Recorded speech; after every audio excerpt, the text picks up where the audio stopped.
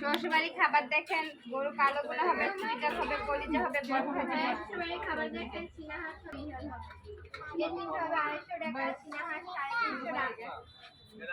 300 টাকা, রুমালি রুটি আছে, চাউল রুটি আছে, চাপটি আছে, চাউল রুটি 10 টাকা, চাপটি 20 টাকা, রুমালি রুটি 30 টাকা। ওইটা নিজে প্রশ্ন কর, তোর কত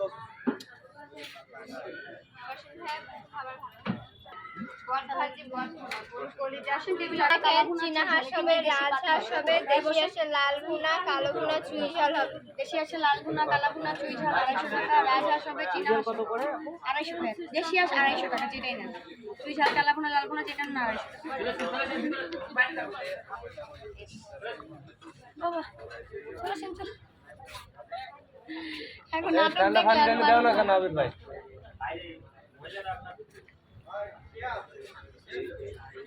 এর ভিতরে একটা কাস্টমার ঢোকানো